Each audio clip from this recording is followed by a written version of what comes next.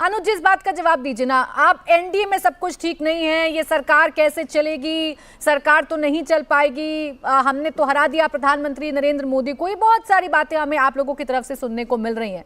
आज देखिए ना, एक समृद्ध पिक्चर संसद के सेंट्रल हॉल से एनडीए ने पेश करने की कोशिश की, नेता भी चुन लिए गए और 9 जून को शपथ ग्रहण भी हो जाएगा नरेंद्र मोदी का।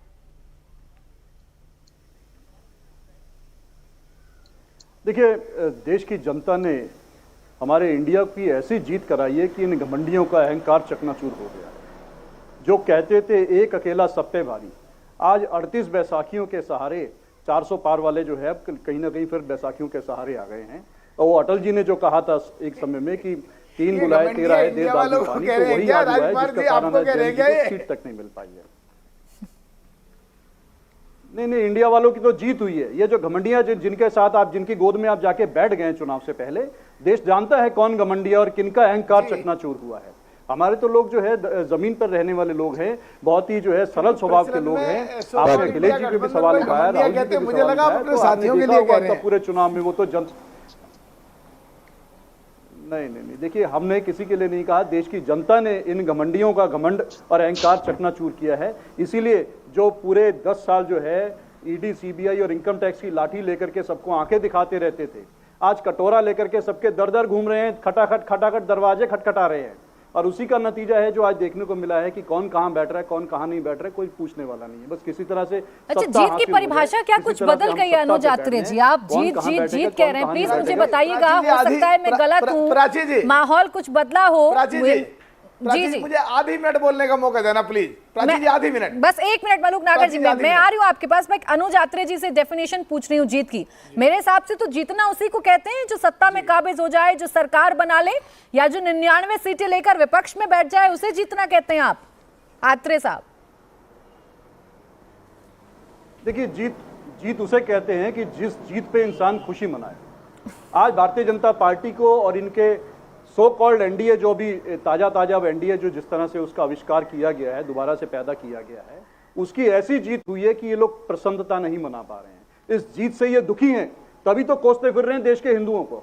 और जीत की और हार की खुशी वो होती है, हम लोग हार के भी जीत गए, हमारे को सत्ता नहीं मिली है, हमारे को निश्चित तौर पे सत्ता की यानी यूपीए 1 और यूपीए 2 जिसे पूर्ण बहुमत नहीं मिला था आत्रे साहब, वो सरकार इकबाल की सरकार नहीं थी, उस सरकार को मैंडेट नहीं मिला था, वो सरकार जो सरकार थी वो हारी हुई सरकार थी, आप ये कहना चाह रहे हैं? इसका मतलब तो मैं यही निकालूंगी। छोटा जवाब दीजिएगा अजय आलोक जी, फिर किशोर तिवारी जी के पास जाऊंगी, फिर आऊंगी मलूक नागर जी आपके पास। कभी भी कांग्रेस अनुज भाई के लिए सिर्फ एक छोटा सा शेर है। अनुज भाई के लिए आत्रे जी 1 मिनट। हाँ, अनुज भाई के लिए सिर्फ एक छोटा सा शेर है। न जाने जिंदगी किस तरह बसर होगी यारो, न जाने जिंदगी अब किस तरह बसर होगी यारो, अब जी नहीं लगता मोहब्बत की दुकान में। भाई, हिंदुओं पे कहाँ आ गए कि हिंदुओं को हम कोस रहे हैं?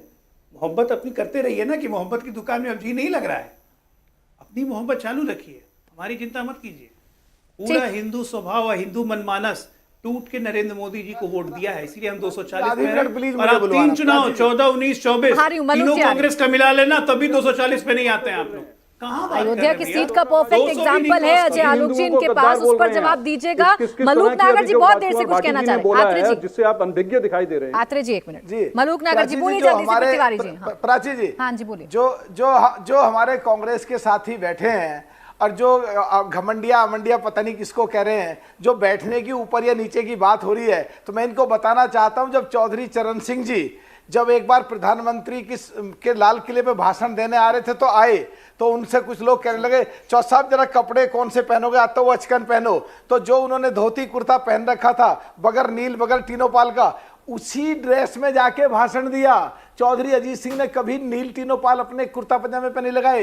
चौधरी जैन जी के कभी कपड़े देखोगे नील टीनोपाल कभी नहीं लगाते, किसानों की तरह ही रहते। मुलायम सिंह जी भी ऐसे ही रहते थे राजकुमार जी के साथ ही। तो मैं कहना चाहता हूं, आज की पब्लिक देख रही है, जो ज्यादा सीटों पे बड़ी पे बैठने के चक्कर में रहते हैं उन्हें नीचे बैठा देते हैं, और जो सामान्य रहते हैं उन्हें पब्लिक उठा के ऊपर बैठाती है। इसीलिए हमारा 100 का 100% रिजल्ट रहा, 2 दिए, 2 के 2 जीत गए। और पंजाब और हरियाणा नारा ध्वस्त हुआ ना, उसी पर चुटकी लेगा विपक्ष, क्योंकि आप ही ने शगुफा छोड़ा था, विपक्ष तो पूछेगा।